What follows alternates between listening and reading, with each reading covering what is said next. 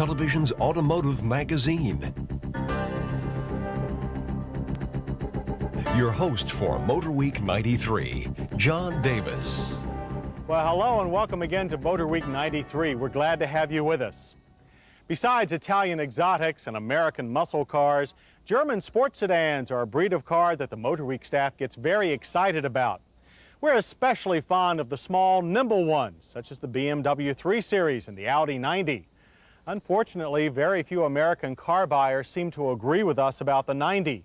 Despite a splashy introduction in 1988, the little sedan consistently failed to deliver the sort of sales that a car of its capabilities should.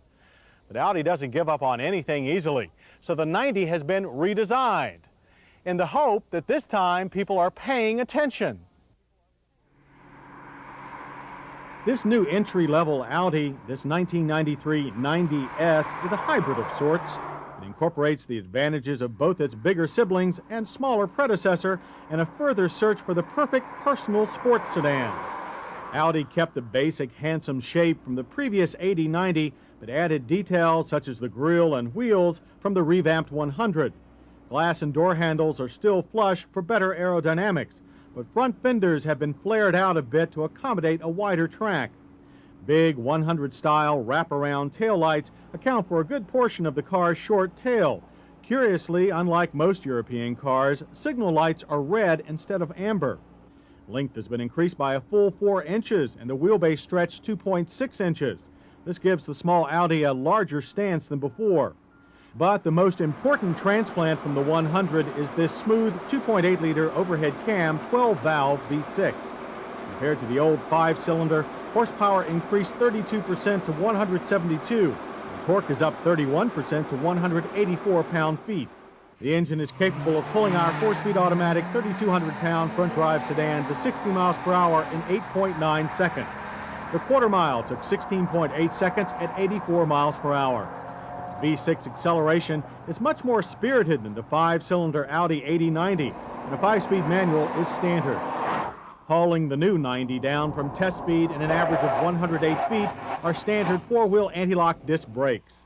The pedal feels firm and responsive under hard braking and gives good feedback from the tires. The Goodyear Eagle GAs, designed more for touring than performance, sacrifice some grip for comfort. Body roll is well managed by front coils and struts and a rear torsion beam suspension carried over from last year.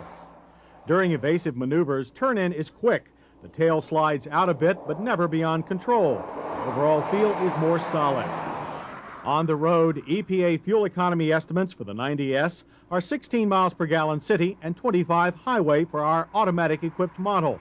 We got a combined average of 22 miles per gallon in our test. Okay for a sporty 6-cylinder. Inside, Audi stylists thought they'd leave well enough alone and simply touch up the cabin. Controls are typical Audi style with big buttons and lots of stalks. A driver's side airbag is standard, but one for the passenger, unfortunately, is not available. Manually adjustable bucket seats are comfortable and offer good support. There's good leg and headroom for most body shapes. CS and Quattro models are outfitted with an 8-way power driver's seat. Big analog gauges are easy to read day or night. Where the CS and Quattro add center dash engine readouts, the S gets by with warning lights.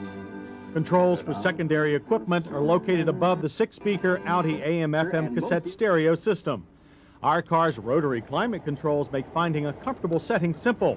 The fact that the system is free of Freon shows Audi's concern for the environment. Rear seat room is tighter than in some of the 90s competitors, but it's still comfortable for two. A 60-40 split fold-down seat allows access to items in the trunk. Big improvements were made in the trunk area. Special hinges allow the lid to be opened past 90 degrees for easier loading. The floor is now flatter, and space has been increased to 14 cubic feet.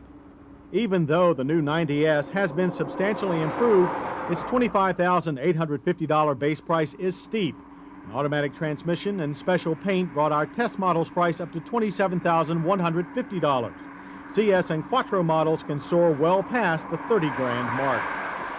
A comparably equipped Volvo 850 GLT will cost you over $2,000 less. The Volvo has dual airbags and more interior and trunk space, but it doesn't handle as well as the Audi. Hits for the 1993 Audi 90S include the newly installed V6 engine, secure braking, fine handling, a driver-friendly interior, and very useful trunk. Our list of misses are only two, but they are important: the high prices and sparse gauges. The Audi 90 has a driver's side airbag, but none for the passenger. ABS is standard, and for the optimum in traction control, try the Quattro. By combining the best of the compact 80/90 line with the heart and style of the 100, Audi has made a very impressive little sports sedan. With a car this good, it's sad that a weak dollar makes it so expensive. Thus, we probably still won't see this small Audi coming around lots of corners. But those who do venture out in an Audi 90 will be rewarded with a car that succeeds in pleasing. Before the average